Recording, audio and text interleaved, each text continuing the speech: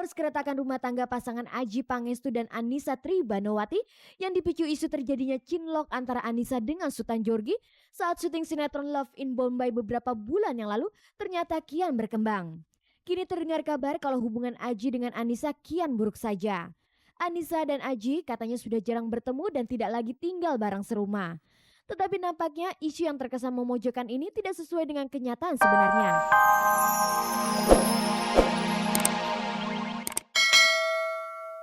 Gugatan cerai Betharia Sonata atas suaminya Willy Dozan akhirnya singgah di Pengadilan Agama Cibinong. Sidang pertama ini berlangsung Rabu lalu. Beta nampaknya bersikeras ingin cerai, sementara Willy Dozan berusaha untuk meluluhkan hati istrinya.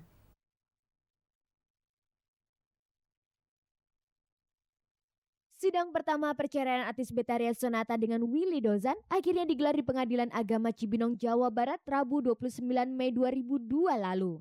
Sayangnya sidang pertama itu Betharia Sonata tidak datang. Pelantun lagu-lagu sendu itu hanya mengutus pengacaranya Zul Armain Lubis untuk mewakili dirinya. Hal itu membuat Willy Dozan merasa tersinggung.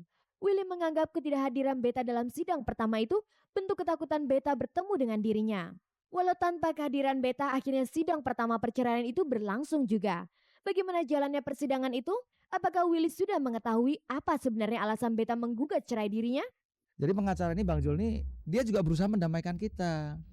Karena masalahnya bukan masalah yang besar. Ya. Ya selama ini ya saya anggap ini Beta emosi. Emosi manusia kan bisa labil ya. Dan untung aja Beta ini dalam keadaan labil, tidak melanggar dalam hal-hal yang artinya dalam berumah tangga. Yang kata orang bisa ada will, ada pel, kita ini enggak gitu. Hanya mungkin gengsi dan emosi. Jadi kalau saya juga mungkin lalai karena kurang perhatian ya. Kalau Beta sendiri mungkin juga karena emosi yang tinggi ya.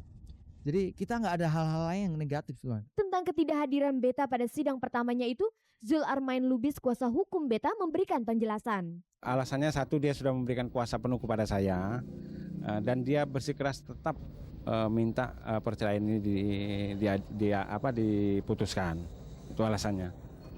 Nah, karena saya juga baru baca tadi, jadi saya baru baca surat itu di ruang hakim tadi. Jadi saya tidak bisa mendetail, cuma dia karena dia sudah memberikan kuasa penuh, dia mengharapkan putusan apapun di tangan saya. Menurut Zul, masih maukah Beta diajak berdamai oleh Willy? Hakim menyarankan supaya damai. Nah, tapi kan kita akan usahakan ya, kita akan usahakan antara Willy dengan si Beta supaya bisa damai. Tapi semuanya kan kembali kepada Beta lagi. Jadi saya sendiri juga tidak bisa memberikan suatu komentar bahwa ini akan terjadi perdamaian, tidak bisa. Pemirsa, berikut kita simak liputan hangat dan menarik yang berhasil dihimpun tim Cek dari Cek.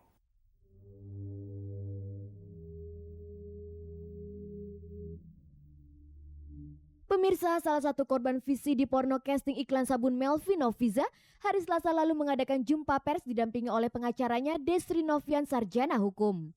Melvi termasuk salah satu dari 9 model dalam VCD porno itu yang bicara langsung pada media.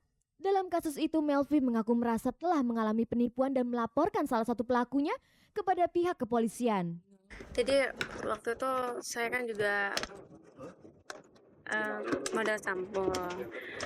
Jadi saya suka ikut casting juga gitu loh Mbak. Jadi saya juga pernah membintangi iklan. Jadi waktu itu saya lagi saat casting juga, tapi bukan iklan sabun, di iklan apa gitu saya lupa. Jadi tuh Mas Budi yang ngajak saya untuk ikut casting di PH-nya, dan dia memberikan kartu nama untuk saya. Jadi saya percaya dong Mbak, saya percaya dong, namanya juga saya kan juga suka ikut casting gitu loh. Apakah ada unsur pemaksaan saat para pelaku meminta Melvi untuk membuka bajunya? Pemaksaan dia cuma ngomong buat casting iklan biasa sabun. Jadi ya saya pikir ya emang benar gitu loh. Emang benar saya pakai baju kok tertutup gitu loh. Tapi memang katanya dia cuma dari sini ke sini. Gitu, saya udah cerita sama pengacara saya. Jadi kalau untuk lebih jelasnya Mbak yang ngomong sama pengacara saya benar-benar tekanan batin, saya terpukul banget gitu loh Mbak. Keluarga saya sangat shock, apalagi mama saya. Kayaknya saya sayang banget sama mama saya. Mama saya juga sakit jantung. Jadi saya takut terjadi apa-apa sama mama saya. Melalui Melalui pengacaranya Destri Novian, Melvi melaporkan salah satu pelakunya yang bernama Budi kepada pihak polisi. Tentunya kita menginginkan agar ini ada clearance terhadap nama baik klien saya. Ya, karena kan bagaimanapun kan ini kan publik bisa melihat bahwa seolah-olah ada sesuatu yang ditutupi oleh klien saya. Tapi kita ingin memperlihatkan kepada publik bahwa sebenarnya dengan kita laporkan ini sebenarnya untuk membantu kepolisian. Dalam arti agar kepolisian bisa menemukan tersangka-tersangkanya. Dan yang kedua adalah untuk mengembalikan nama baiknya klien saya gitu. Cek dari Cek sempat mengkonfirmasi hal itu kepada Gubernur Jawa Barat, R. Nuryana, saat menghadiri pembukaan Resort The View di Dago, Bandung, Jawa Barat. Sebagai gubernur, bagaimana Nuryana menanggapi hal itu? Ya, itu memang saya dengar-dengar gitu ya. Terakhir ini katanya dari sabun, iklan sabun ya. Tapi saya tidak tahu jelas itu. Saya kira ya itu ekses-ekses perkotaan selalu ada saja mungkin. Di tempat yang sama, Cek dan Dicek pun sempat menemui mantan Kapolri dan juga Duta Besar Awaludin Jamil yang saat ini mengelola bisnis wisata di Bandung. Awaludin mengaku sempat prihatin dengan maraknya peredaran VCD porno di kota Bandung. Ekses-ekses negatif yang perlu kita atasi. Ya tidak ada kemajuan keadaan yang dunia itu ekses sekarang ya narkoba lah, yang porno lah, yang kejahatan lah. Nah itu harus diatasi semua sampai tertekan pada batas-batas yang wajar namanya. Yang suatu bersih dunia ini nggak ada. Sebagai mantan Kapolri, kira-kira langkah apa yang harus dilakukan untuk mengantisipasi hal itu? Ini tanggung jawab bersama. Tidak bisa di dunia manapun juga, negara maju pun, masyarakatnya aktif. Nah, saya di Amerika lama loh ya. Masyarakatnya yang aktif. Di samping aparat negaranya. Setelah beberapa saat lalu rumah tangganya tergoncang isu ketidakharmonisan, kini saatnya Adjie Pangestu memberikan klarifikasi. Mulai dari soal cinta lokasi sang istri Anissa Banowati dengan Sutan Jorgi, sampai dengan persoalan hubungannya dengan sang istri yang dikabarkan mulai renggang. Bagaimanakah sebenarnya kondisi rumah tangga Anissa dan Adjie? Rumor keretakan rumah tangga pasangan Adjie Pangestu dan Anissa Tribanowati yang dipicu isu terjadinya cinlok antara Anissa dengan Sutan Jorgi saat syuting sinetron Love in Bombay beberapa bulan yang lalu ternyata kian berkembang. Kini terdengar kabar kalau hubungan Adjie dengan Anissa kian buruk saja. Anissa dan Adjie katanya sudah jarang bertemu dan tidak lagi tinggal bareng serumah. Tetapi nampaknya isu yang terkesan memojokkan ini tidak sesuai dengan kenyataan sebenarnya. Saat ditemui Cek dan Dicek di lokasi syuting sinetron Roh-Roh Halus di Sudut Asmara di daerah Kebon Raya, Bogor, menepis semua berita itu. Berikut penuturan Adjie Pangestu. Gue nggak bisa bilang enggak, tapi gue juga bisa bilang iya. Tapi ribut itu kan bukan artinya perpecahan sampai akhirnya. Nah ini nih mungkin yang harus gue klarifikasi. Dalam sebuah rumah tangga itu pasti ada ketegangan, ada perselisihan, terus ada ketidakcocokan. Nah orang sekali lagi memandang dari sudut yang mana. Sebuah keluarga pasti di mana-mana ada cobaan-cobaan.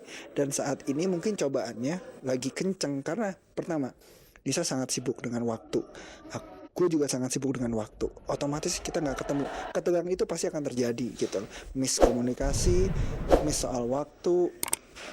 Itu yang jadi bikin tegang. Nah orang melihatnya mungkin pas tegangnya aja tapi nggak melihat. Dia nggak ngeliat 24 jam kan. Setelah tegang ya biasa lagi. Jadi kelihatannya tegang-tegang terus, tapi padahal enggak. Banyak kan biasa-biasanya bukan tegangnya. Lalu bagaimana dengan kabar yang mengatakan kalau dirinya jarang bertemu dengan istrinya Anissa Banowati? Bahkan ada yang mengatakan kalau mereka sudah tidak serumah lagi? Dibilang jarang ketemu sih, ya pasti di India udah pasti nggak ketemu ya. Tapi pas di sini sih, ya gue satu rumah ya ketemu lah gue. Ketemu ke satu rumah, cuman dia emang sibuk. Dia mau syuting sama PH-PH lain gitu. Gue nggak bisa rumah, gue tetap satu rumah di Cinere sama bini gue. Jadi nggak ada yang bilang gue bisa rumah, nggak ada. Boleh dicari gue di mana aja, tetap gue di situ, pulangnya ke situ, gue ke Cinere. Dan bagaimana pula Adjie menanggapi berita kalau Anissa terlibat cinta lokasi dengan Sultan Jorgi saat syuting di India? Itu juga gue baru denger kemarin ini kan. Kok ternyata begitu, tapi kalau gue bilang sih enggak ya, nggak tahu ya. Tapi kayaknya sih enggak lah. Soalnya gue tahu bini gue juga tahu Sultan lah ya. Meskipun mungkin sekarang gue nggak tahu, tapi masa sampai begitulah. Sultan kan teman gue sendiri. Ya itu mungkin gosip karena sekali lagi ya, mereka di sana gitu loh. Terus mereka akrab, mereka satu pekerjaan, samalah sama semuanya. Mereka pasti teman yang akrab mungkin. Jadi mungkin orang melihat keakraban itu dari sisi yang berbeda. Ada yang melihat dari sisi, oh kayaknya mereka pacaran, oh mereka cuma berteman, oh mereka cuma rekan sekerja. Jadi dari mana kita melihat aja gitu. Tapi kalau gue bilang sih kayaknya enggak lah. Jika semua itu tidak benar, mengapa berita tentang hal itu sangat santer terdengar, bahkan terekspos di media? Berapa lama ini bini gue pergi ke India tuh, kira-kira hampir 2 bulanan.